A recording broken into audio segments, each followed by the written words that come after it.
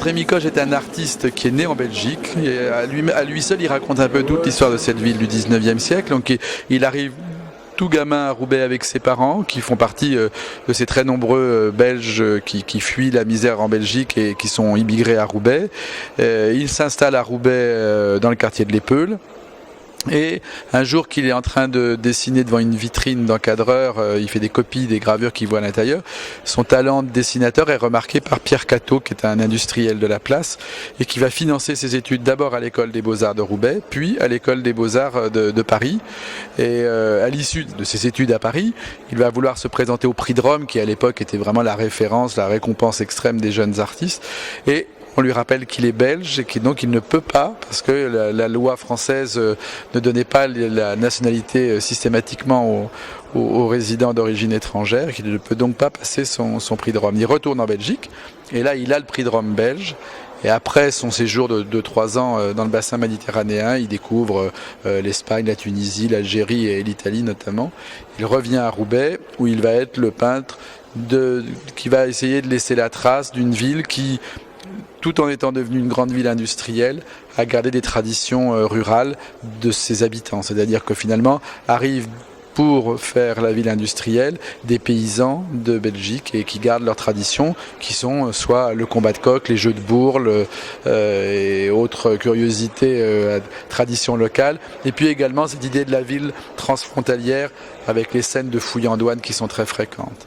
Puis il va devenir également le portraitiste de la bourgeoisie de Roubaix et donc avoir une carrière très régionale, même on pourrait dire très locale, mais être célébré vraiment comme le peintre qu'on considère au début du XXe siècle comme le plus proche de la ville. Vous venez de sortir donc un livre sur les œuvres de l'artiste Rémi Coge. Est-ce que vous pouvez nous expliquer un peu ce que contient le livre ? Alors en fait c'est un livre qui reprend l'ensemble des œuvres de Rémi Coge conservées au musée de Roubaix. Donc c'est à la fois un livre sur Rémi Coge et en même temps un catalogue de nos collections et des collections du musée. Voilà, c'est pas un livre général, si vous voulez, sur l'artiste, qui ne traite pas de l'ensemble des œuvres, mais de celles qui sont conservées à Roubaix. Même si dans l'iconographie, il y a quand même des comparaisons avec d'autres tableaux.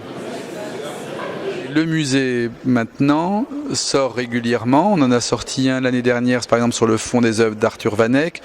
Aujourd'hui, c'est Rémi Coge. Le 20 novembre sortira le catalogue de nos collections de textiles russes.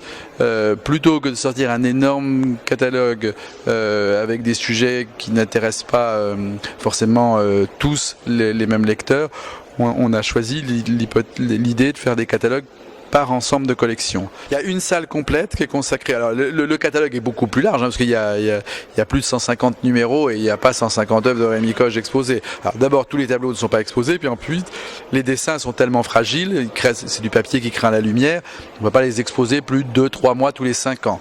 Donc là ils ont été présentés en 2005 et à mon avis il y aura quelques mois et quelques années avant qu'on les représente à nouveau.